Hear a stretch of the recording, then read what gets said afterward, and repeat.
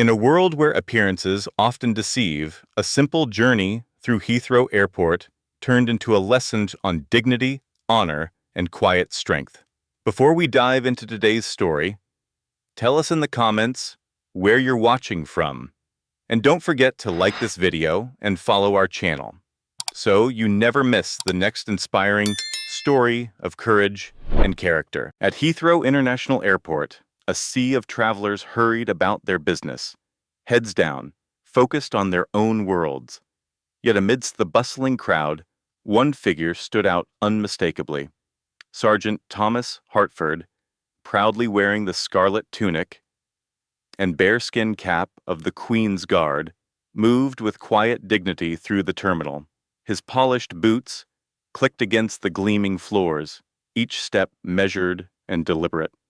The iconic uniform, a symbol of centuries of tradition and service to the crown, drew curious glances and hushed whispers from passing travelers. Some paused to take photographs, others simply stared in quiet awe. Hartford carried himself with the calm precision earned from 15 years of standing post at Buckingham Palace, unmoved by the attention. Today, however, he was not on parade. He was traveling under urgent orders to Edinburgh for an official ceremonial exchange, a duty that required his immediate and impeccable arrival. Normally, military arrangements would see him transported privately, but circumstances had placed him on a commercial flight, with a first-class seat arranged through military channels. For Hartford, his uniform was not a costume. It was a visible reminder of honor, service, and the silent strength that defines true dignity, no matter how busy or indifferent the world around him might be. As Sergeant Hartford approached the first-class check-in counter, his presence seemed to momentarily unsettle those around him. The uniform that had commanded respect at Buckingham Palace now invited skeptical glances and awkward whispers. Rebecca Norton, the check-in agent, hesitated when she saw him, her professional smile wavering. Summoning her manager, Martin Coleman, only worsened the situation. Coleman viewed Hartford's appearance not with admiration, but with suspicion. Despite presenting his military ID, travel orders, and proper documentation, Hartford found his status questioned. His uniform, a proud symbol of centuries-old service, was dismissed as mere pageantry. Coleman scrutinized Hartford's documents as if expecting to find a forgery. After an uncomfortable exchange, the decision was made.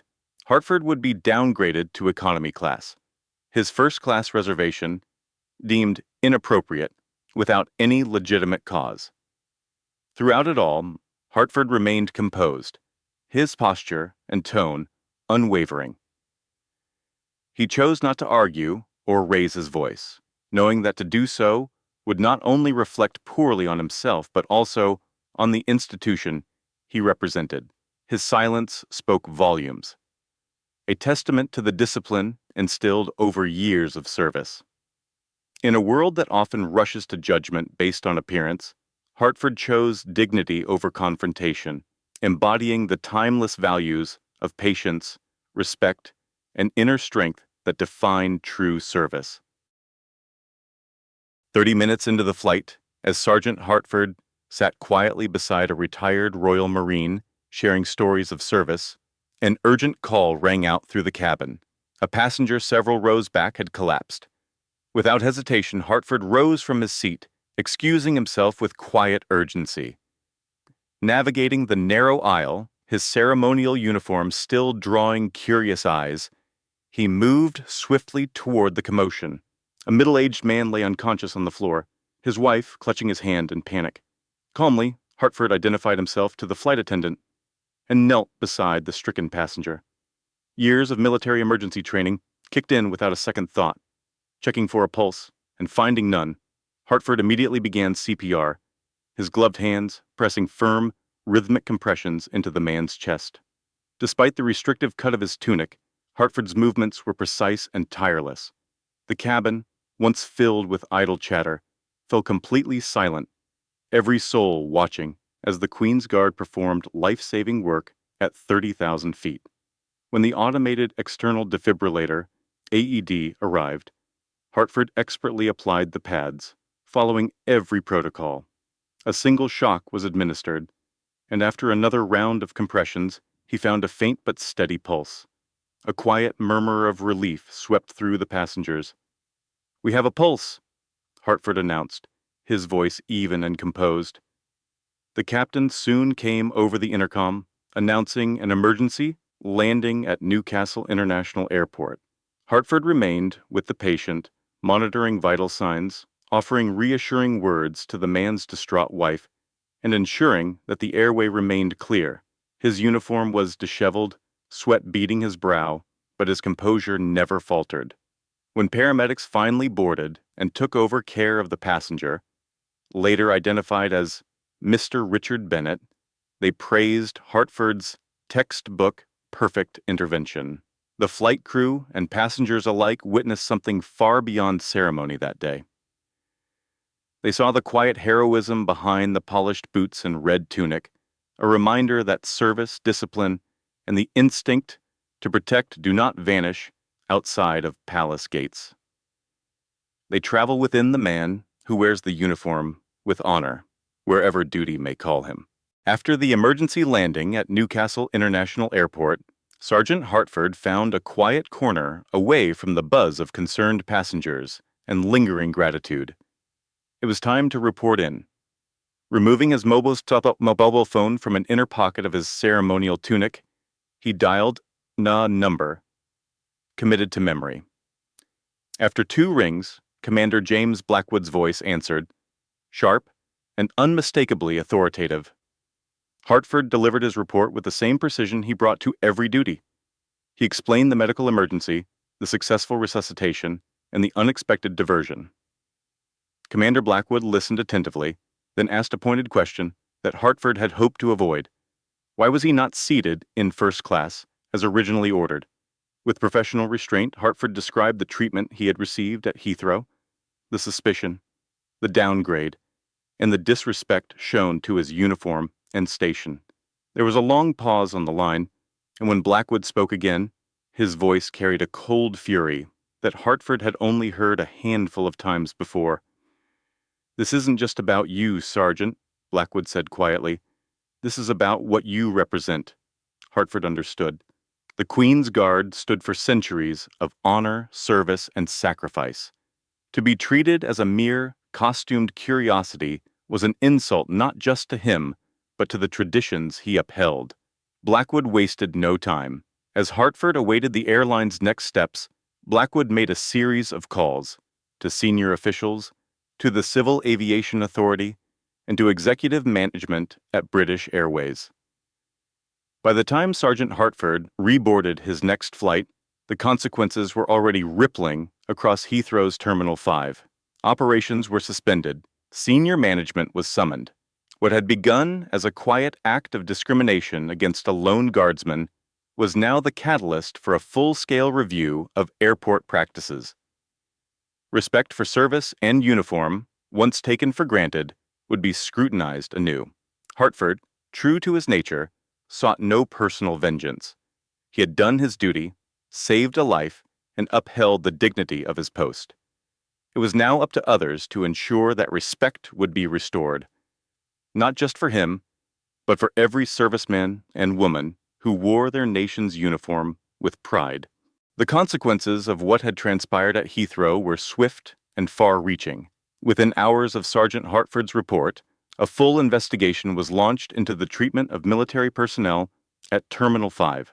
British Airways senior executives, along with officials from the Civil Aviation Authority, convened an emergency meeting. Security footage, passenger statements, and staff testimonies were reviewed in painstaking detail. It became abundantly clear that Sergeant Hartford had been treated not as a respected serviceman, but as an inconvenience, questioned, downgraded, and dismissed without cause. Worse still, further investigation revealed that Hartford's experience was not an isolated incident. Over the past 18 months, multiple cases of inappropriate treatment of military personnel had gone unaddressed under the very management that had humiliated him. The response was decisive.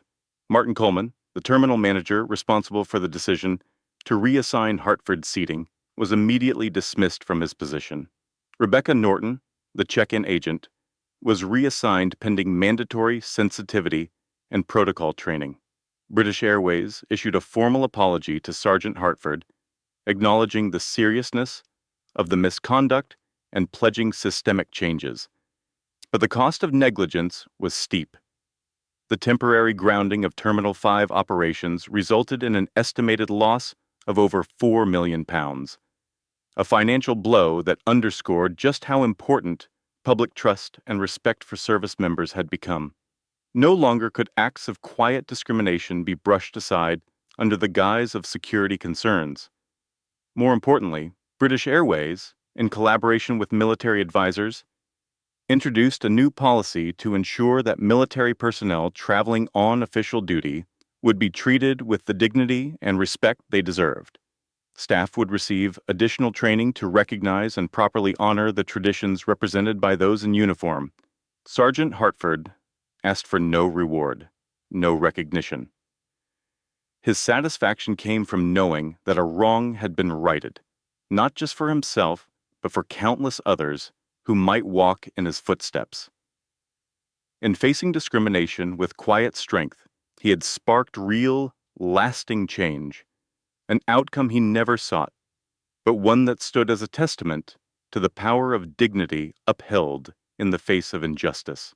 In the days following the incident, Sergeant Hartford returned quietly to his duties at Edinburgh's Holyrood House Palace.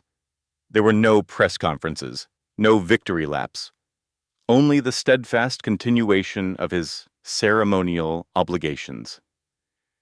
Yet recognition, though not sought, found its way to him. Representatives from British Airways personally traveled to meet him, offering a formal apology for the treatment he had endured. Their words were sincere, but Hartford remained gracious, accepting their apology with the same dignity he had shown throughout the ordeal. To him, the greater victory lay not in personal vindication, but in knowing that future servicemen and women would be better protected and respected because of the changes his experience had inspired. There was more good news to come. Mr. Richard Bennett, the passenger Hartford had saved mid-flight, had made a full recovery. His family requested the opportunity to meet Hartford in person to express their gratitude. Though Hartford had only done what duty demanded, the heartfelt appreciation from the Bennett family touched him deeply. As Hartford stood quietly in his scarlet tunic, speaking humbly with the family whose lives he had forever changed, it became clear to all who witnessed it that true service isn't performed for applause or accolades. It is performed because it is right, and sometimes the greatest heroes are those who simply, quietly, uphold honor in everything they do, even when no one is watching. Life often tests us in unexpected ways. Sergeant Hartford's experience reminds us that dignity, patience, and steadfastness are not just ideals for the young or those in uniform. They are virtues that transcend age and circumstance. In a world quick to judge by appearances, Hartford chose not to respond with anger or pride, but with quiet strength. He preserved not only his own honor, but also the reputation of the institution he served. There are moments in life when standing firm, speaking softly, and acting rightly have a greater impact than any confrontation could achieve. Hartford's example teaches us that respect is not demanded. It is earned through consistent character and unshakable integrity. Whether in the twilight of our careers or well into our retirement, we all carry the opportunity to be examples, to show others that true strength lies not in loud voices or quick tempers, but in calm resolve, humble service, and the quiet courage to do what is right, even when it goes unnoticed.